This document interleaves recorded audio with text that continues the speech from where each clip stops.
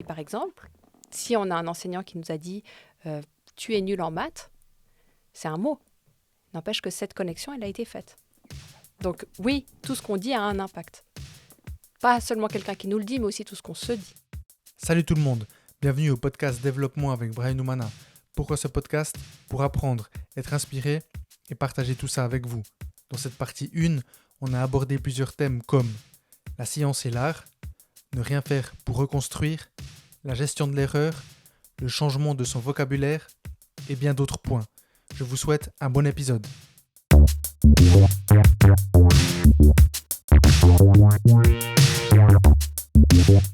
Salut Solange. Salut. Merci d'être venue jusqu'à Neuchâtel.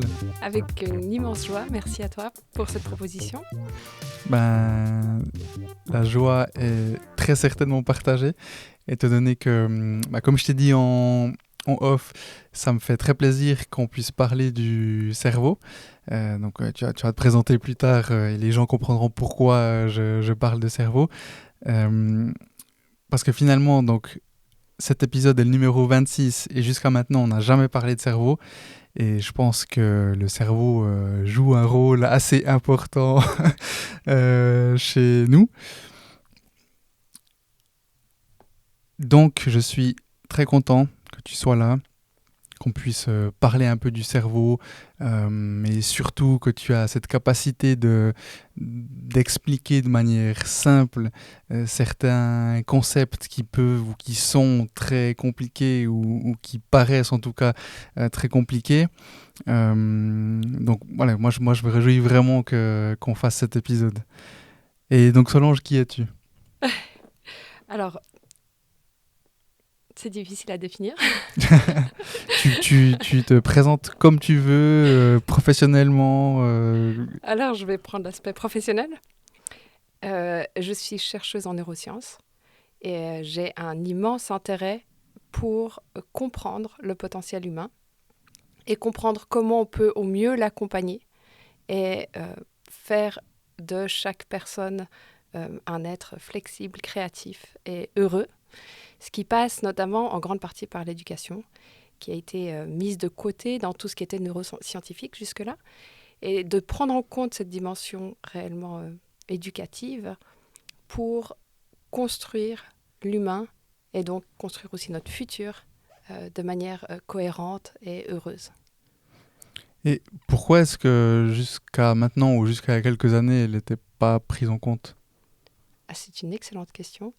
Je pense qu'on sous-estime l'impact de l'éducation, déjà d'une part. Et puis, on a mis beaucoup d'importance à la génétique, on a mis beaucoup d'importance sur l'environnement familial, ce qui est vrai, ce qui est réel. Mais il y a aussi, je pense, pour beaucoup, un historique assez négatif avec les souvenirs d'école. Donc, c'est une partie de notre histoire qu'on n'aime souvent pas trop retoucher et explorer. L'autre chose, c'est qu'il faut aussi voir que les neurosciences, par exemple, sont un domaine à l'heure actuelle très masculin. Et peut-être que les hommes, alors je ne veux pas faire des généralités, je ne veux pas faire des préjugés, mais ont peut-être moins cet élan naturel pour le développement de l'enfant, peut-être, et l'éducation, en tout cas jusqu'alors. Et on avait aussi cette vision très froide du cerveau qui est un outil purement cognitif. Or, ça fait maintenant quelques décennies qu'on commence à comprendre que c'est un outil qui va au-delà de juste avoir des compétences exécutives, mais qu'il y a toute une autre dimension de l'être qui est gérée par le cerveau aussi. Donc, je pense que ces différents aspects mis ensemble ouvrent des nouvelles perspectives et ouvrent ce possible de prendre en compte l'enfant dans une plus grande globalité que juste un petit être à remplir de savoir. Mais aussi, on n'avait peut-être pas les outils et les machines aussi robustes que l'on a actuellement d'un point de vue technologique pour aller voir le cerveau des enfants. Donc, quand on va réellement voir le cerveau des enfants, de nos jours, c'est complètement non-invasif. Mais ça demande que l'enfant, par contre, il y a certaines contraintes. Il ne doit pas bouger, on doit gérer le mouvement. Donc, c'est aussi certains challenges. Donc jusqu'ici, on utilisait ces outils et on adressait ces challenges en cas de maladie ou de problème, parce qu'il y avait un besoin, une urgence. Et peut-être qu'on est aussi dans une période où on peut se permettre de dépasser les urgences et les problèmes et s'intéresser aussi à l'être humain qui va bien et comprendre comment il peut continuer à aller bien et avoir une approche plus préventive. Il y a de l'espace pour ça, peut-être maintenant. Ok. Et donc, je vais ajouter quelques points à ta présentation parce que j'ai une question qui en découlera. Et donc, toi, tu as un bagage en bio-ingénierie. Ensuite, tu as fait justement ce doctorat en neurosciences. Et tu as également été formé à l'enseignement Montessori. Exactement. Donc, je dis ça parce que, bon, déjà, j'ai pas compris en faisant mes recherches, peut-être je les ai mal faites, mais quand est-ce que tu as été formé à l'enseignement Montessori? C'était avant, avant de faire ton doctorat en neurosciences, c'est ça? En fait, c'est avant tout. Avant tout. Avant tout. Ah, ok, d'accord. Ok. Ça a été le début. Ok. C'était le début. En fait, je pense que j'ai toujours su que j'irais dans une direction qui impliquerait des enfants, Mhm. depuis toute petite, aussi longtemps que je m'en souvienne. Mais je ne savais pas exactement sous quelle forme. Tant et si bien que quand j'ai terminé mes études obligatoires, je me suis dit, je vais prendre un peu de temps et d'espace pour réfléchir à la direction que je veux prendre plus précisément. Et j'ai commencé par travailler dans une école Montessori. Et ça m'a plu au-delà de ce que j'avais pensé. J'ai, dans la foulée, je me suis formée à la pédagogie Montessori, en parallèle que je travaillais justement dans une école pendant 4 ans. Et il y a un moment donné où je voyais bien que mon intérêt personnel et ma vocation n'était pas d'enseigner à proprement parler, mais j'étais vraiment interpellée et appelée à comprendre qu'est-ce qui se passait. Enfin, comment est-ce que ça se passait dans leur tête, parce que je voyais qu'il y a quelque chose de fascinant Mhm. qui s'opérait. Et c'est là où j'ai décidé d'arrêter l'enseignement et de reprendre des études à l'EPFL. Et puis ensuite, j'ai continué. Mhm. Ok. Donc, tu as été prof d'école traditionnelle? Non, Montessori. Ah, toujours Oui, Montessori. c'était Montessori. Ah, ok, d'accord. Voilà. J'ai cru que tu avais fait prof donc traditionnel, en parallèle ta formation à l'enseignement Montessori, ensuite Montessori, ensuite... Ok, Non, non, non, d'accord. non. Ok, ok. Et donc moi je suis revenu sur ça parce que il me semblait bien que les neurosciences c'était après, mais je savais plus exactement où ça se L'ordre. situait exactement. Euh, donc j'allais te poser la question pourquoi les neurosciences et en fait tu as répondu. C'est que tu te posais la question finalement comment ça fonctionne, enfin au-delà de juste le comportement, mais tu avais cette envie d'aller en fait dans le cerveau finalement, ou d'aller vraiment comprendre plus loin. Et ton thème de recherche, donc c'était de comprendre l'impact de l'environnement pédagogique sur le développement cérébral des enfants de 5 à 13 ans et de comprendre comment les émotions sont reliées aux résultats académiques et sociaux. C'est une étude comportementale complétée par de l'imagerie, donc IRM, ou par le biais d'IRM, pour avoir une vision globale et complète du développement de l'enfant en milieu scolaire. Est-ce que tu peux nous parler un peu plus de ces recherches? Oui, alors, effectivement, donc, pour moi, de mon vécu personnel, j'avais observé que ces enfants fonctionnaient différemment dans une école Montessori. Et ça m'interpellait. Donc, la question, au moment où j'ai voulu démarrer une thèse sur le sujet spécifiquement, étudier le cerveau, c'est hyper vaste. Le cerveau, c'est un univers. Donc, vers quelle galaxie allions-nous nous diriger? C'était un peu la question de départ. Et puis, il fallait partir de quelque part. Et ça, je pense que ça nous a pris une année à l'époque, avec mon directeur de thèse de l'époque, c'était de réfléchir à par où commencer. Donc, une des idées, c'était de commencer par le comportement des enfants, donc de faire des études où on pouvait évaluer leur comportement pour que leur comportement nous guide vers quoi aller chercher dans le cerveau. Parce que si on ne sait pas où aller regarder, eh bien, on peut vraiment se perdre. Donc, on a commencé par des études comportementales. On en a fait beaucoup. On a Donc, on a eu beaucoup d'enfants, on leur a fait faire plein de tâches différentes. Donc, en sciences, on invente une expérience, on évalue, on prend des mesures, puis après, on compare. On a fait des études comparatives. On a vu qu'en fait, là où ils avaient le plus de différence, c'était en pensée créative. Et non pas... Alors, ma direction initiale, c'était de me dire peut-être qu'ils exécutent mieux ces enfants d'école Montessori, ils développent une meilleure boîte à outils, en quelque sorte. Et à ma grande déception, j'avais aucune différence quand je comparais leur boîte à outils. Donc, leur capacité de mettre à exécution des choses. Et j'étais un peu contrariée parce que c'était vraiment mon idée de départ. Du coup, pendant une année, je tournais les données dans tous les sens pour trouver ce que j'avais décidé que j'allais trouver. Jusqu'au moment où j'ai complètement lâché cet a priori. Et par un petit miracle, j'étais dans une conférence à Amsterdam, toute seule.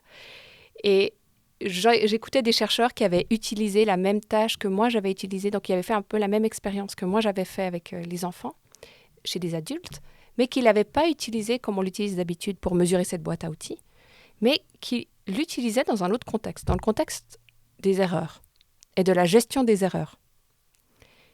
Et sur le moment, j'ai une sorte d'eureka. Je me suis dit, mais c'est là que ça se trouve. Et vraiment, je me suis sentie complètement frénétique. Je suis partie au milieu de la conférence avec mon ordinateur sous le bras. J'avais toujours mon ordinateur avec moi. Et je me suis sentie un peu comme Sherlock Holmes qui devait résoudre une énigme. Et j'étais dans un petit restaurant de Choba, nouilles.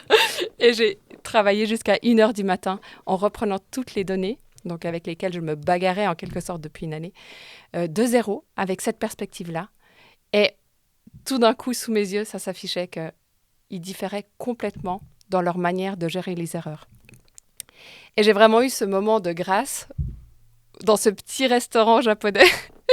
Et je me suis dit, waouh, c'est génial.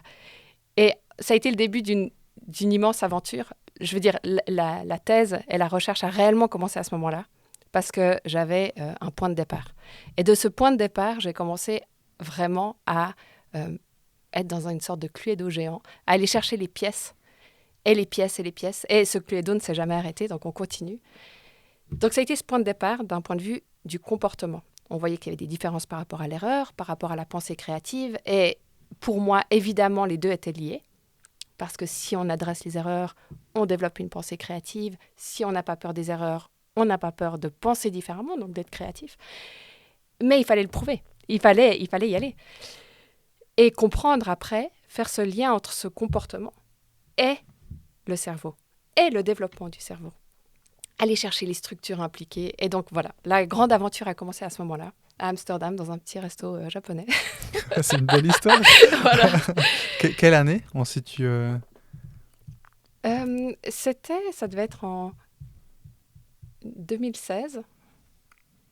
2016, ouais, ok. Quelque chose comme ça, 2017.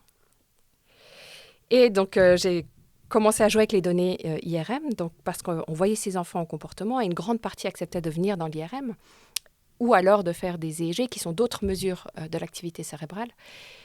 Et c'était le moment où je commençais à jouer avec ces données-là.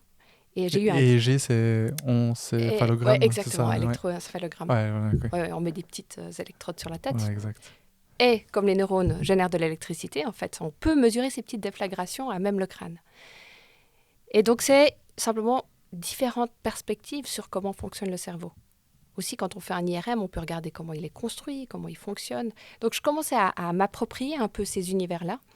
Et j'ai eu un deuxième Eureka. Et là, cette fois, c'était à Los Angeles.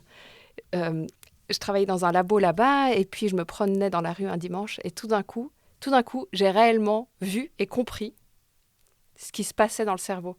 Réellement, tout d'un coup, je me disais, c'est lié à cette fameuse structure que j'affectionne beaucoup, qui a un nom complexe, et on s'en fout, mais c'est le cortex singulaire antérieur, qui en réalité est cette structure qui nous fait gérer l'inattendu, mais qui aussi régule tous ces mécanismes en lien avec la pensée créative. Et j'avais l'impression d'avoir trouvé mon Saint Graal, et c'était l'émerveillement total. Mais donc, tu dis que tu l'as vu très concrètement, là, tu l'as vu sous quelle forme En fait, je pense que j'étais tellement plongée dans ces données IRM et dans la beauté du cerveau, parce que le cerveau est un organe mais absolument majestueux. Et non, réellement, je suis un peu biaisée. Justement, tu m'as amené une petite... Enfin, c'est mon cerveau, en fait, modélisé en 3D, parce que j'ai eu la chance de venir à ton labo... Enfin, c'est ton labo? C'est un labo? Non, c'est l'IRM du CHUV. Bon, voilà, à l'IRM du CHUV. Et donc, ben, j'ai la chance d'avoir mon cerveau dans ma main. Voilà, exactement. Voilà. Enfin, pas tout à fait la taille réelle, mais n'empêche que tu verras. Mais c'est une façon de se voir soi-même qu'on ne connaît pas encore. Et c'est aussi pour ça que j'ai imprimé les images, parce que c'est réellement comprendre que c'est nous. Ouais. Mais bon, c'est caché, mais de nos jours, on peut y accéder. Ouais. Et en fait, ça nous livre des secrets. Et ça, pour moi, c'est fascinant. Et je ne me lasse pas de découvrir les cerveaux. Chaque fois, je trouve ça fascinant et d'une beauté vraiment magnifique.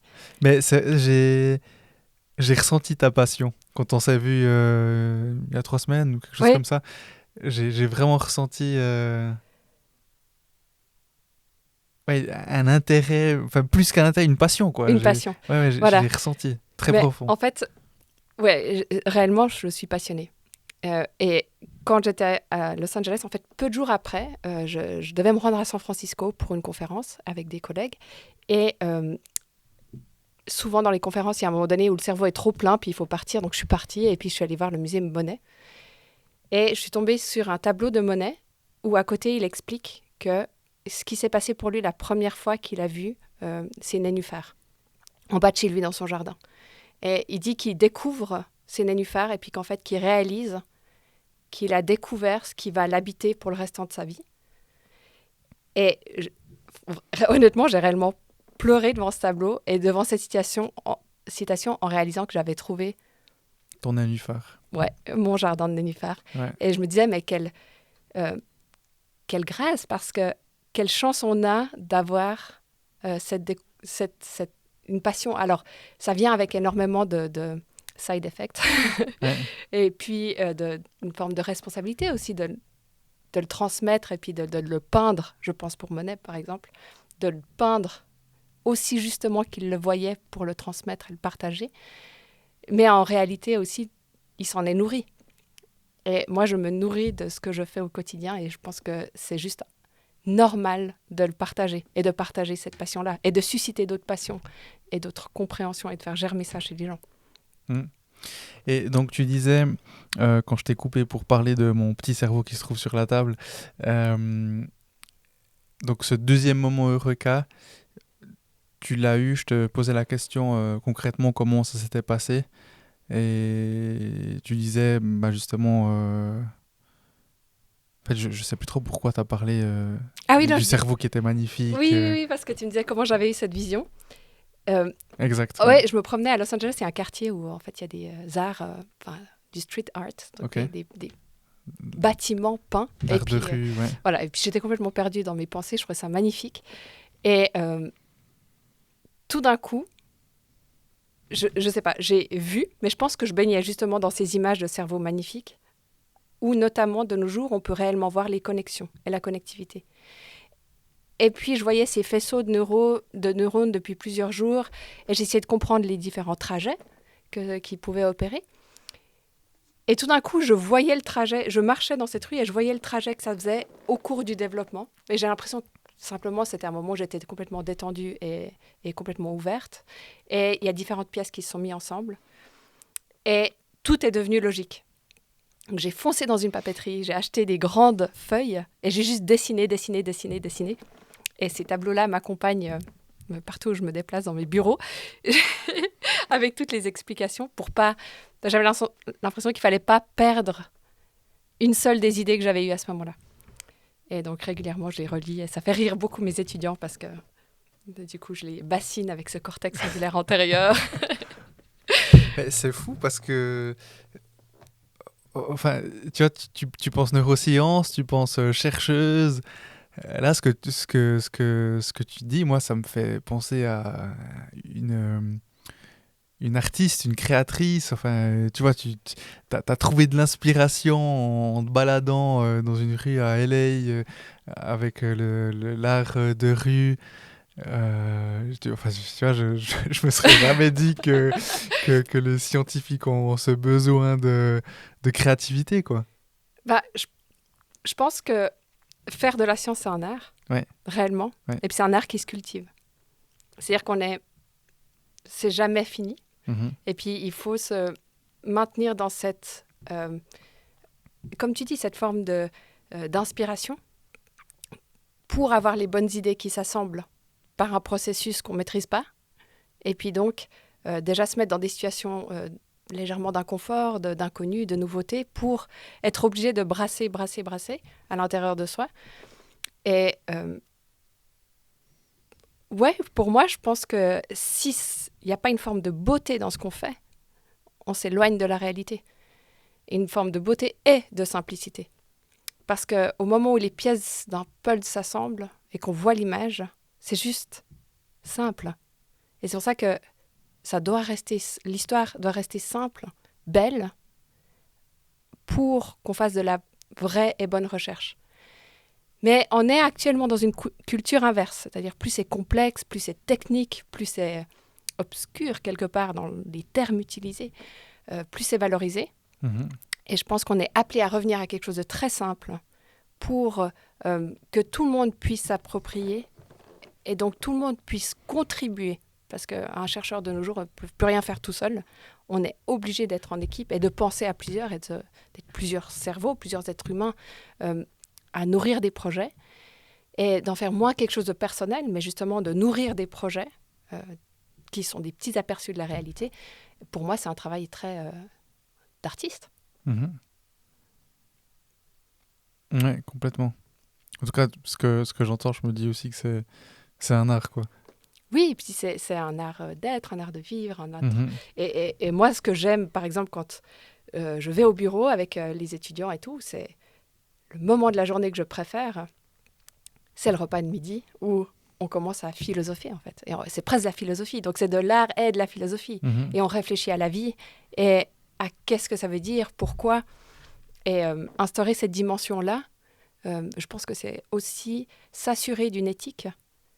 Et là, je viens de finir un livre de Benjamin Labatut qui parle de cette frontière fine entre les grandes découvertes, à quel point elles peuvent servir ou desservir l'humanité.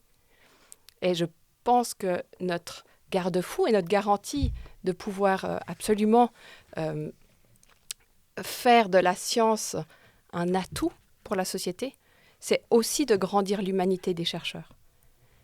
Et donc, de les faire philosopher, de leur apprendre à avoir la beauté. Et moi, j'aime bien régulièrement emmener, par exemple, les étudiants dans des musées, au musée de Chaplin, qui était un humaniste. Bon, ok, ils ont tous leur côté particulier, mais mhm. n'empêche que c'était un humaniste. Il réunissait des gens autour de grandes tables pour réfléchir avec une forme de générosité aussi, de nourrir la vie. Et je pense que, en tout cas, moi, si je fais ce métier, ce sera désormais dans ces conditions et dans aucune autre. T'as trouvé ta voie. Ouais, Le livre de Benjamin la batoute. Labatut, il s'appelle comment? Je crois que c'est Lumière obscure, peut-être. Ok. Quelque chose comme ça. Ok, très bien. Bah, merci alors pour ces moments Eureka. Moi, j'en retiens qu'il faut aller à Amsterdam et à LA pour trouver. Il faut sortir de sa zone de confort. Ouais, exact. Et puis, il faut une sorte de solitude. En vrai, il faut se nourrir d'être avec des gens, mais il faut euh, des moments de solitude parce que ces moments, je pense, où le cerveau, il assemble, et ça, c'est ce qu'on voit maintenant de plus en plus dans ces recherches en neurosciences et créativité, c'est que on a tout un réseau qui stocke les informations, le vécu, et surtout le vécu social, mais on doit un peu les assembler de manière un peu random et aléatoire, ces vécus-là, pour créer quelque chose de nouveau. Et je pense que ces moments s'opèrent justement quand on n'est pas concentré et qu'on n'est pas en train de chercher la bonne idée. Et c'est pas un mauvais démarrage, mais je veux dire, ma direction de thèse de départ, que je voulais absolument montrer qu'ils étaient meilleurs dans une certaine compétence, eh bien, j'étais en train de forcer quelque chose qui n'était pas juste, qui n'émergeait pas plus spontanément. Mhm. Ouais, on m'a fait ce retour une fois quand je parlais avec quelqu'un d'objectifs, de valeurs, de, tu sais, son why, de savoir Mhm, réellement sa raison d'exister. Et on m'a conseillé pour faire ce travail, de sortir de son environnement habituel. Donc, de pas aller au bureau, de pas aller à la maison. Et vraiment, à la limite, c'est pas ce que j'ai fait, mais tu prends une chambre, je sais pas trop où, en Valais, tout seul, avec un beau paysage ou la vue sur le lac. Et justement, sortir de son environnement et de se poser quelques questions. Ou dans la nature, tu vois, typiquement en marchant, que c'est là où potentiellement tu as justement ces moments Eureka. mhm, mhm. Ah Et oui, Newton sous son pommier, il était pas derrière un ordinateur dans son bureau. non, non, c'est sûr. Mais on a tendance à oublier, je trouve. Oui, parce qu'on a aussi de nombreux stimuli de nos jours Mhm. et un rythme de vie un peu effréné. Et cette course-poursuite à on ne sait pas trop quoi. Et il faut un peu se rééduquer à ne rien faire ou justement à apprécier ces moments d'inconfort, devenir confortable avec l'inconfort. Mhm. Et justement, par rapport aux enfants, j'ai entendu récemment, peut-être que tu sais, certains, moi j'y connais pas, j'y connais pas grand-chose, mais ça dit quelque chose que certains enfants à haut potentiel aient justement cette difficulté à rien faire ou pas. Alors, je suis moins familière avec ce sujet. Mhm. De ce qu'on peut observer, à mon avis, c'est qu'on a une tendance, en Occident en tout cas, à surstimuler les enfants d'une manière générale. Euh, Surstimulé par rapport à quoi ou avec quoi? euh, alors, oui, il y a l'exemple assez répandu de l'idée de la tablette, Mhm. où maintenant il y en a tout le temps un besoin de les occuper. Ou alors, c'est des enfants, il faut imaginer, ils vont à l'école, après ils ont des activités extrascolaires, ils ont des devoirs, ils ont des petits copains le week-end, euh, ils ont un programme extrêmement chargé. Mhm. Euh, et on omet qu'une grande partie du travail se fait quand on fait rien. Enfin, ou dans ces moments où on dit on s'ennuie, où on est calme et on est libre de toute contrainte d'horaire. Et je pense que ce temps-là pour les enfants de nos jours a anormalement diminué, ce qui peut se répercuter. Certainement que les enfants au potentiel sont aussi plus sensibles, donc réagissent peut-être plus fortement à ce manque d'espace-temps, de calme. Euh, et ça est plus visible. Mais je pense que c'est délétère pour tous les enfants. Et quand tu dis que c'est pendant ce temps donc où on ne fait rien qu'une grande partie du travail se fait, tu parles tu parles de quel type de travail et est-ce que c'est également vrai pour les adultes, donc 30, 40, 50, 60 ans? Oui, oui, c'est vrai pour tout le monde. Ok. Et quand je dis on fait rien, en fait, on ne fait jamais rien. Mhm. Réellement, on va porter notre attention, donc on va mettre en conscience certaines informations. Ça va créer des routes au niveau des neurones, ça va connecter des neurones. Et ces réseaux-là qu'on sollicite, après, quand on ne fait rien, ils vont être ressollicités pour être reconsolidés. Donc, dans ces moments où on fait rien, en fait, on consolide ce qu'on vient d'expérimenter. Et puis, on a besoin de consolider pour construire.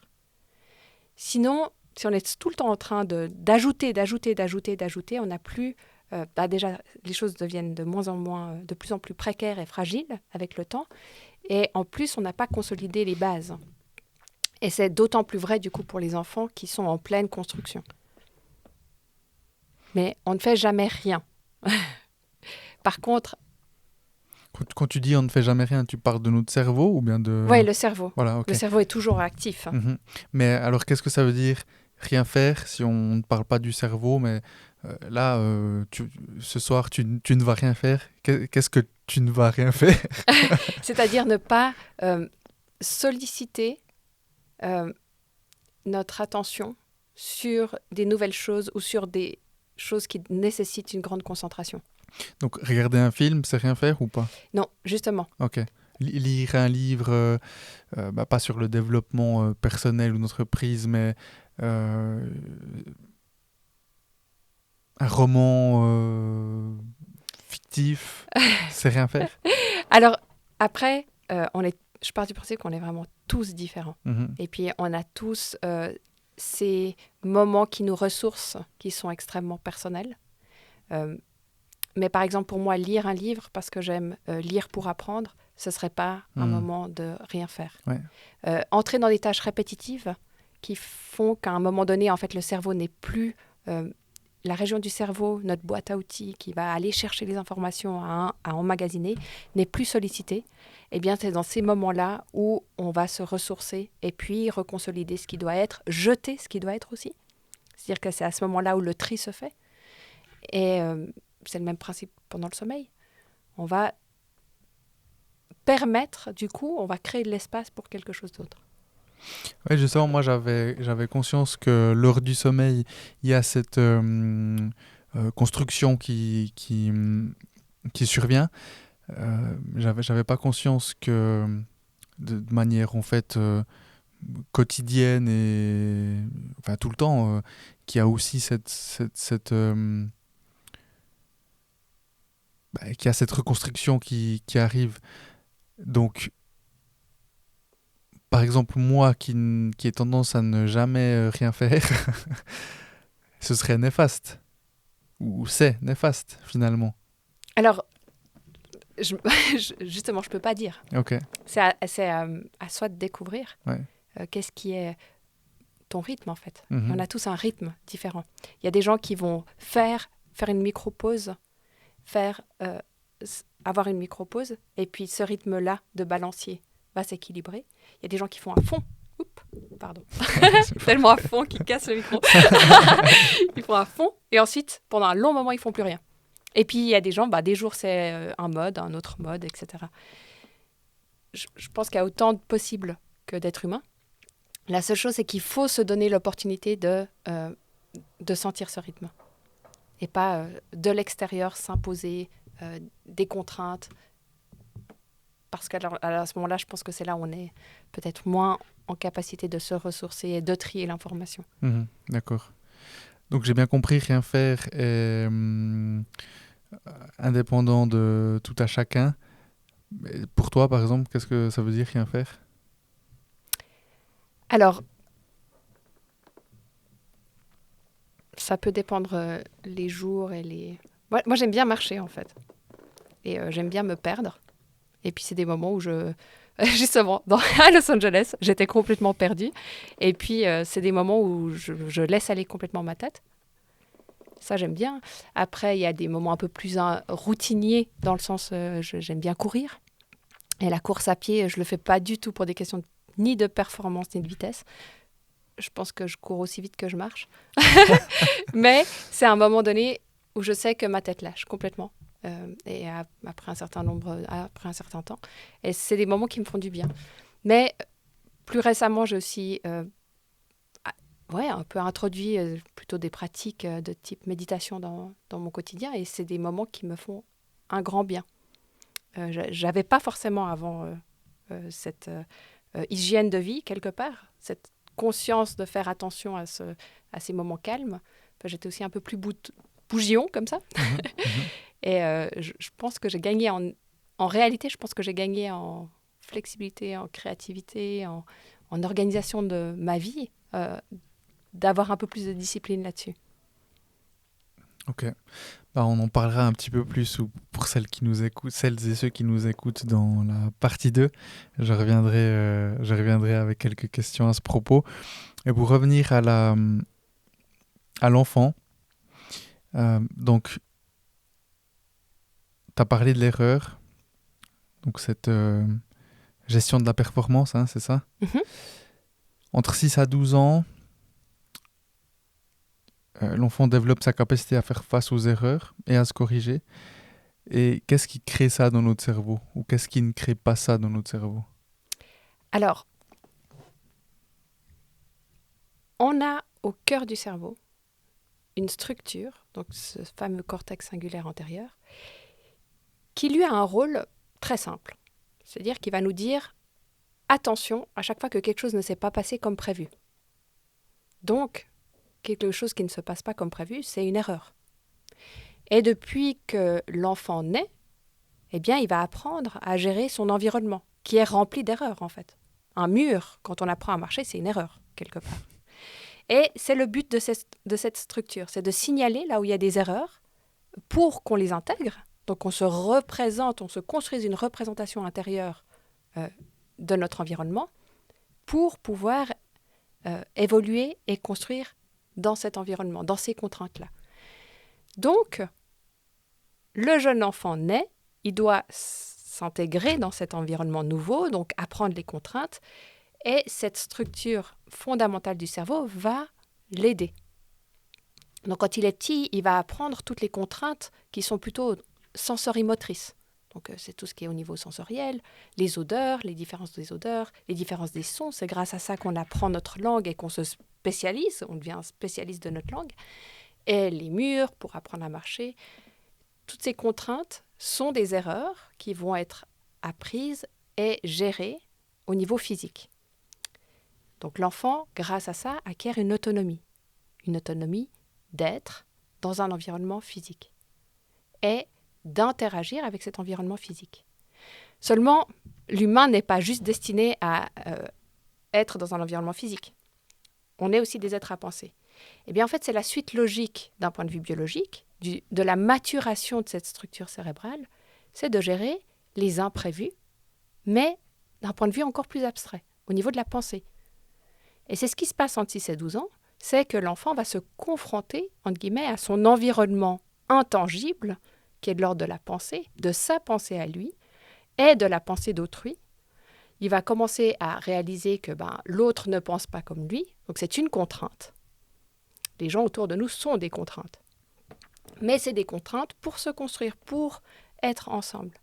Et donc, il faut aussi comprendre que cette gestion de l'erreur, ce que nous on appelle après des erreurs, en réalité, c'est un signal de surprise dans le cerveau, lié à cette structure qui dit « Ah, attention, quelque chose ne s'est pas passé comme prévu, fais une pause, regarde bien, prends toutes les informations que tu as besoin, répète si nécessaire, et on va reconstruire ton modèle intérieur correctement pour que tu puisses passer à autre chose. » Et passer à autre chose, c'est quoi ? C'est avoir l'autonomie de gérer une contrainte.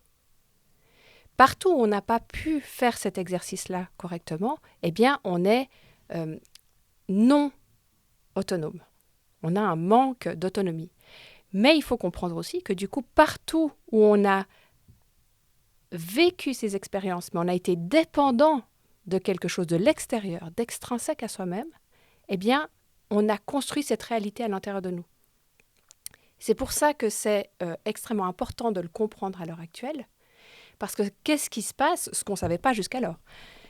Mais le cerveau de l'enfant qui est en pleine maturation pour l'apprentissage de cette gestion des contraintes intangibles, donc les erreurs, entre 6 et 12 ans, pour la majorité, évolue dans un contexte scolaire où on va les rendre dépendants de l'extérieur, dépendants d'une récompense, dépendants d'une note, dépendants du regard d'un adulte qui va approuver ou désapprouver, avec des jugements de valeur. Donc dire « ah c'est bien, ah c'est mal ».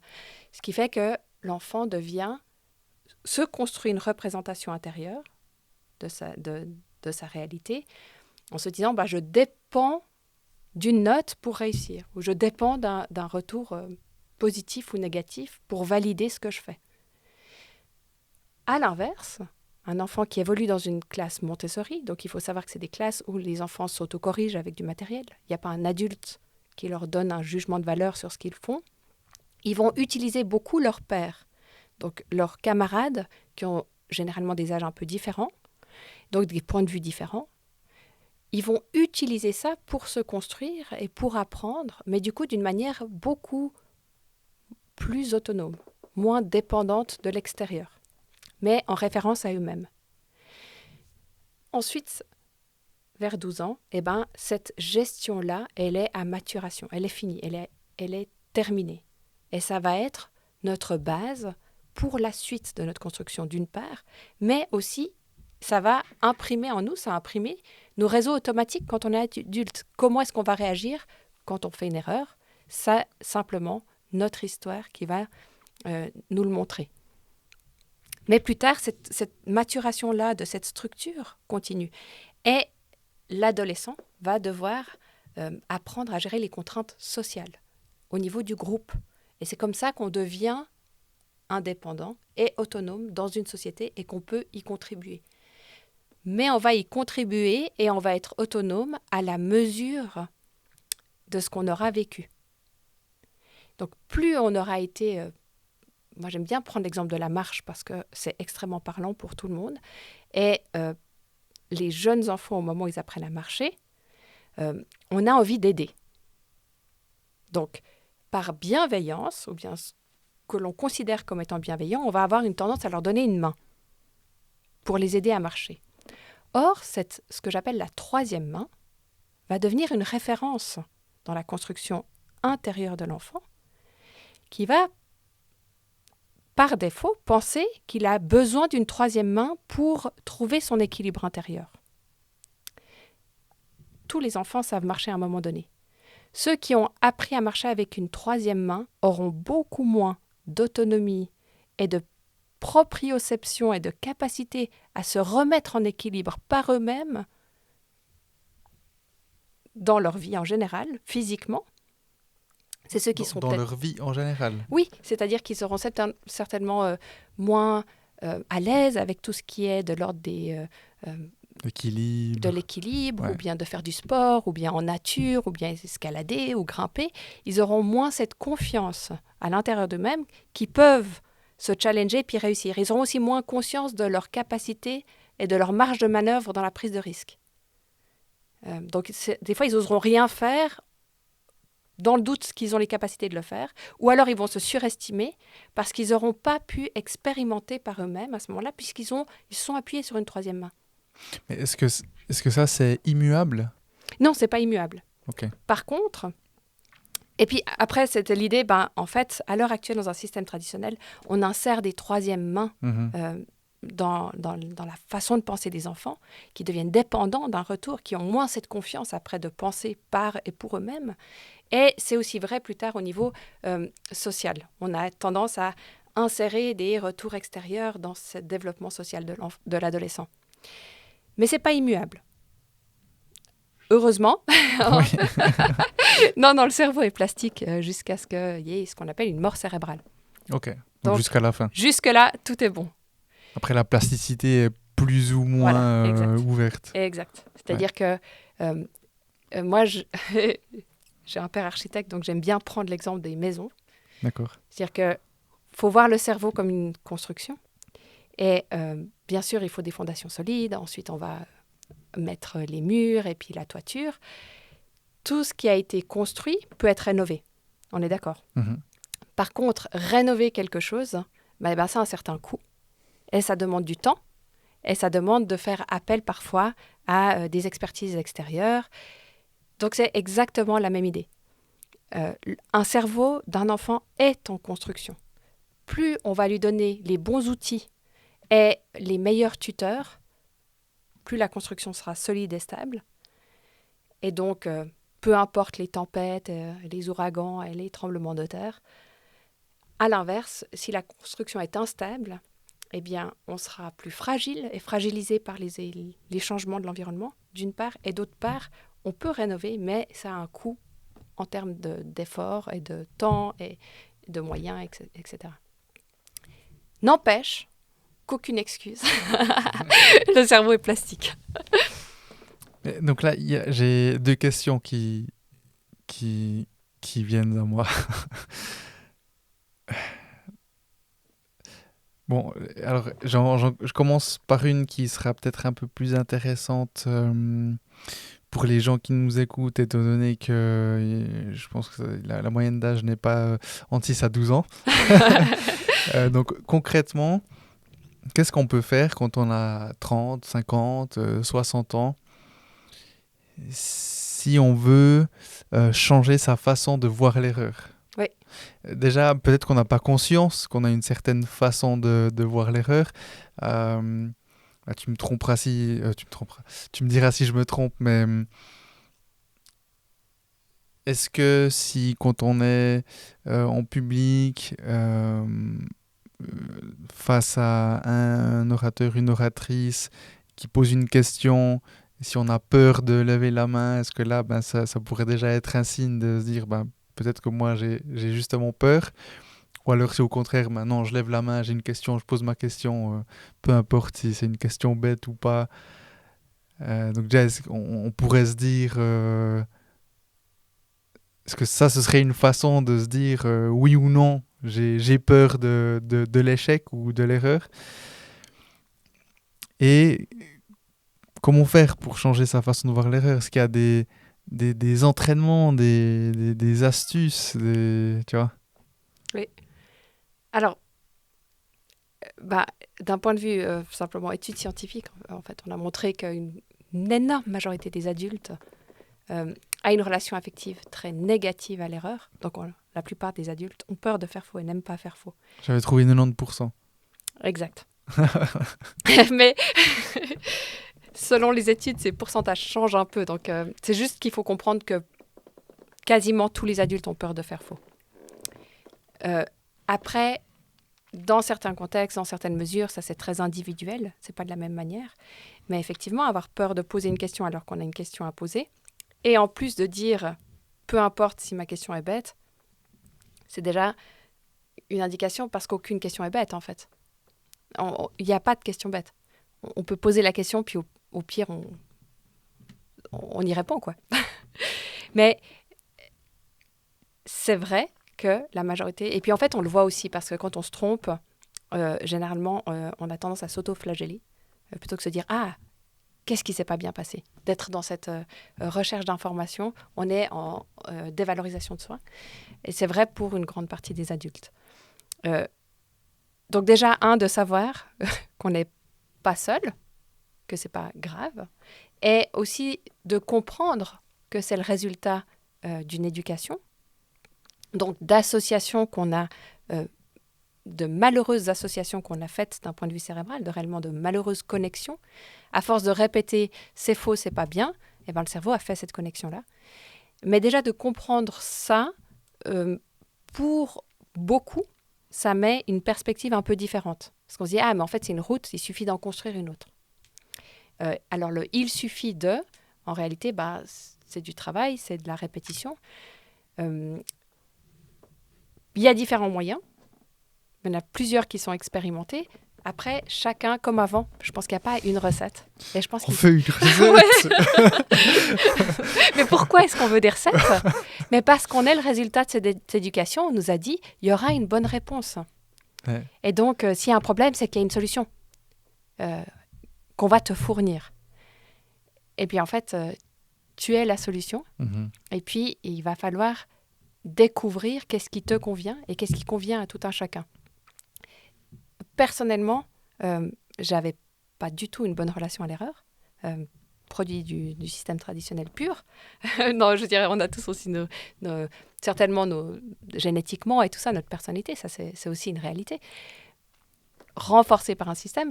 Mais de faire une thèse que ça marche pas, enfin en science, c'est un peu, c'est qu'on est rejeté tout le temps. Bon, quand on publie des articles, c'est normal que ça passe pas tout de suite. Les demandes de financement, c'est normal que ça passe pas, etc. Mais c'est une manière, au bout d'un moment, d'apprendre que c'est OK, qu'on survit, que ça doit pas marcher du premier coup. Après, il y a des gens qui font de l'impro. Il y a pas mal d'études qui montrent que l'improvisation, et se mettre dans des conditions d'improvisation, ça nous force à devenir confortable avec l'inattendu. Mais ça peut passer par la musique, ça peut passer par... de la méditation, tous ces moments où on remet de la flexibilité dans un système qui est devenu anormalement inflexible. Mais de la musique, typiquement, juste à la maison, de s'entraîner ou vraiment de s'exposer? Non, de s'entraîner aussi, okay. Et puis de se mettre dans des situations un peu inconfortables. Alors j'ai un ami artiste qui, lui, joue beaucoup de trompette, et en fait, il s'est mis à jouer avec la main gauche. Okay, parce que du coup, il s'est dit, je vais faire travailler mon cerveau autrement. Donc, c'est toutes ces conditions où on apprend à avoir un autre point de vue, de voir les choses différemment. Eh bien, on va remettre de la flexibilité.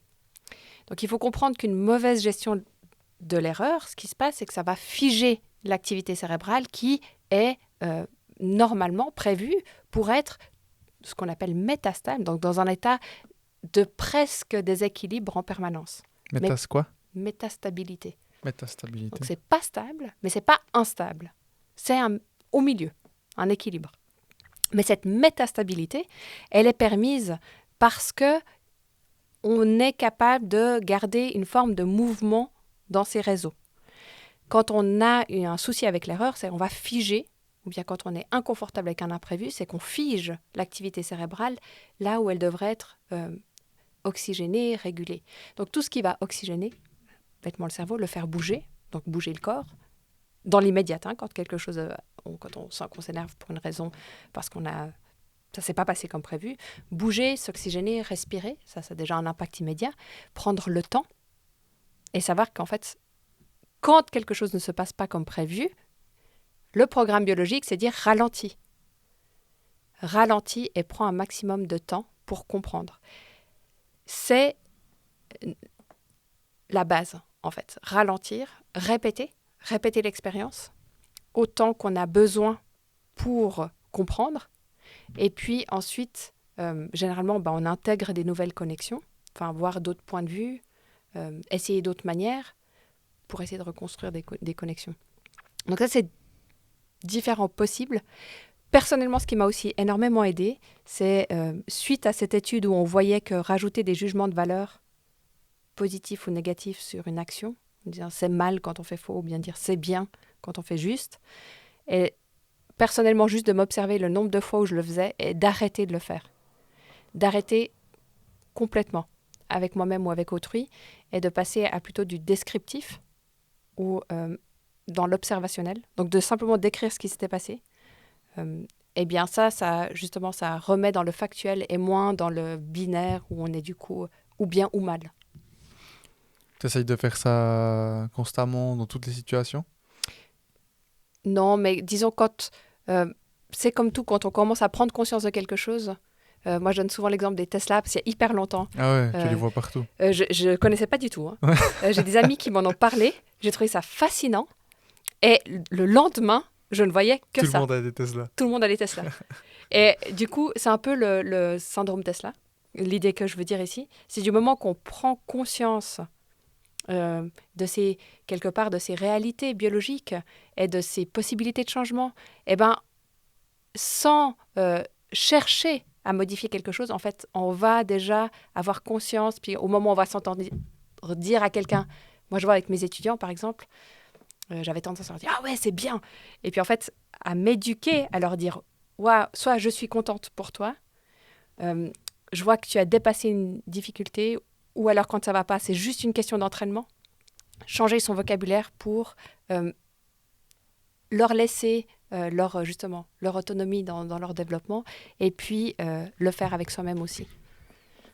Et ça, neurologiquement, ça a un réel impact de changer son vocabulaire, parce que typiquement, ce que tu dis, moi, enfin ma copine et moi, ou c'est elle qui m'avait parlé de ça dans un premier temps, c'était d'arrêter de dire « je dois ».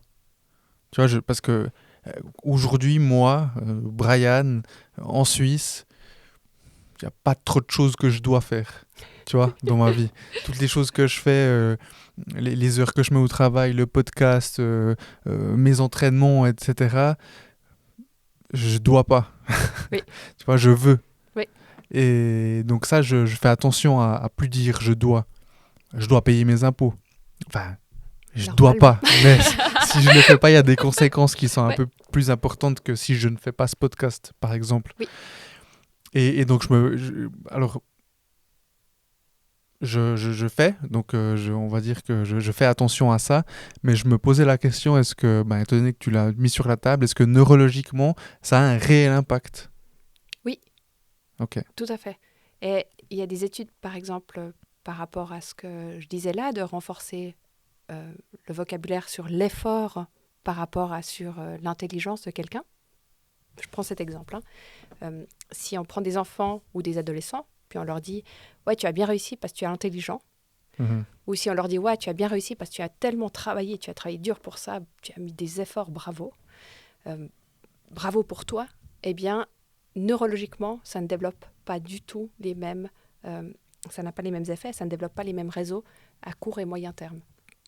Donc, oui, ça a un effet parce que c'est notre représentation du monde extérieur, elle est basée sur ce qu'on observe, sur les retours d'informations.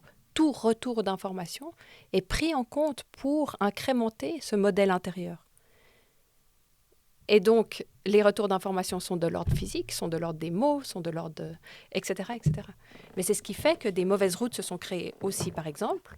Si on a un enseignant qui nous a dit tu es nul en maths, c'est un mot. N'empêche que cette connexion, elle a été faite.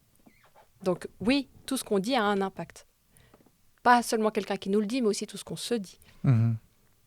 Par le même principe. C'est pas encore plus néfaste cette discussion interne parce qu'on se la répète de manière plus fréquente? Ou bien est-ce que c'est justement parce qu'on se le dit plus souvent potentiellement que c'est plus néfaste? C'est une excellente question.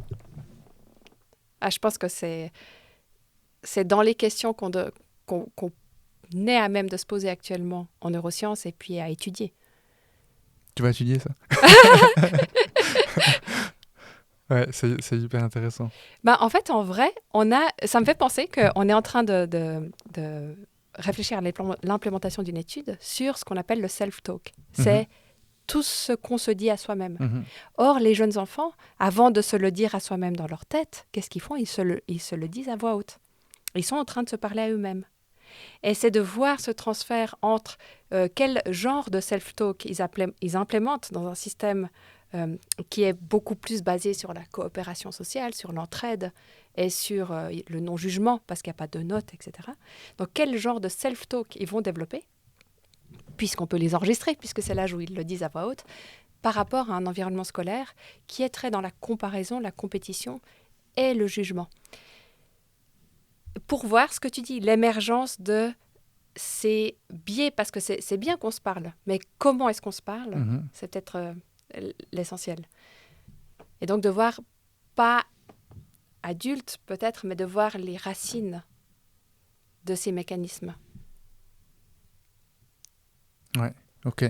Et donc pour faire un petit résumé pour la façon de changer sa perception de l'erreur, donc finalement on reprend ce concept de sortir de sa zone de confort. C'est ça, en fait, tu fais quelque chose que tu n'as pas l'habitude de faire et ça va créer des nouvelles routes dans notre cerveau qui vont de ce fait aider à percevoir l'erreur d'une autre façon. Et quand on parle d'erreur, donc on parle d'imprévu, c'est ça, ou plus ou moins, ou bien... Oui, les erreurs, c'est des imprévus. Ouais. Cérébralement, c'est exactement ça. Okay. C'est quelque chose qui ne s'est pas passé comme prévu. Et donc, quand on fait des activités qu'on n'a pas l'habitude de le faire, on va justement... travailler ces mécanismes. Voilà. Ouais. C'est un mécanisme fondamental. Donc, on n'est pas obligé de l'adresser en direct. On peut aussi l'approcher de manière plus indirecte en l'entraînant dans d'autres contextes, comme par exemple l'improvisation va travailler ce mécanisme fondamental sans pour autant traiter de l'erreur directement.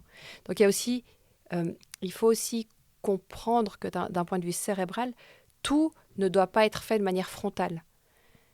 On peut aider des mécanismes par des biais indirects. Et en fait, je pense qu'il y a beaucoup de choses qui sont faites de manière beaucoup plus indirecte que vouloir changer une chose précisément. C'est aussi pour ça qu'il n'y a pas de recette, c'est parce que chacun va avoir son chemin pour travailler ça. Mais je pense qu'une des choses essentielles, c'est ralentir. C'est accepter de ralentir.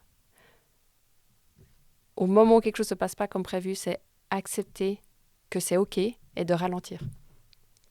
Parce qu'on est éduqué à cette frénésie de vite faire quelque chose et de se déprogrammer de ça.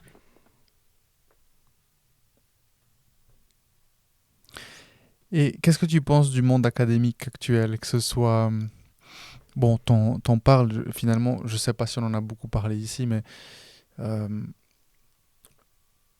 de manière générale, tu parles du système conventionnel traditionnel, plutôt à un stade de début, donc 6 à 12 ans. Après, bah, toi qui as fait des études, doctorat, aujourd'hui, qu'est-ce que tu penses du monde académique de manière générale? Je pense qu'il reflète beaucoup euh, cette euh, approche très traditionnelle des apprentissages, basée sur résoudre des problèmes, trouver la bonne solution pour avoir des récompenses, avec une forme de compétitivité assez réelle et répandue. Donc ça, je peux parler des neurosciences surtout, et un peu de la psychologie, parce que c'est les deux domaines que j'ai approchés. Je sais qu'il y a des domaines de recherche où c'est très différent, donc je pense qu'on ne peut pas généraliser le monde académique. Mais de mon expérience, euh, pour moi, le monde académique est à réformer. La recherche est à réformer, et on va y être amené, malgré nous, parce qu'on est en mal de nouveautés et de réelles nouveautés scientifiques, de réelles nouvelles façons de voir.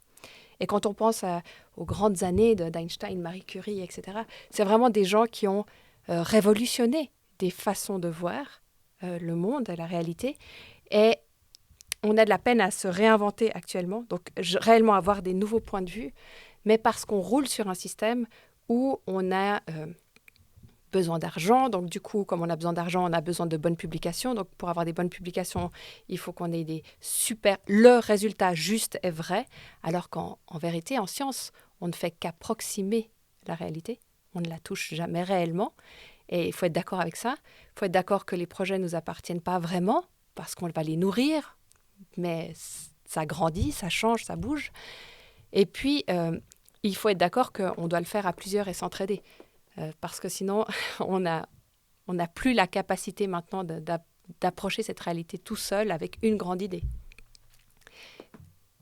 Donc, je pense que le modèle actuel, pour moi, c'est faux de penser les étudiants et les jeunes chercheurs assis derrière un ordinateur 8 heures par jour avec des horaires contraints. C'est faux. Parce qu'un bon chercheur, c'est un bon humain, c'est un bon être humain. C'est quelqu'un qui est à l'aise avec cet inconnu, avec cette zone d'inconfort, et pour plonger dans l'inconfort à l'intérieur de soi-même pour découvrir des choses, eh bien, il faut savoir qu'on est un outil et puis comment est-ce qu'on fonctionne. Et on fonctionne tous différemment. Donc, on ne peut pas imposer des contraintes extérieures aux étudiants ou aux chercheurs du type des horaires fixes ou travailler assis derrière un ordinateur, parce qu'il faut aller chercher ce que moi j'appelle la... Alors, je ne sais pas si on le dit en français, la serendipity. Je connais pas. C'est cette espèce de... Serendipity. Ouais, ces soubresauts magiques où tout d'un coup on a des bonnes idées, tout s'assemble. C'est pas prévu, mais c'est juste en fait, c'est ce qui nous ouvre la porte de la suite.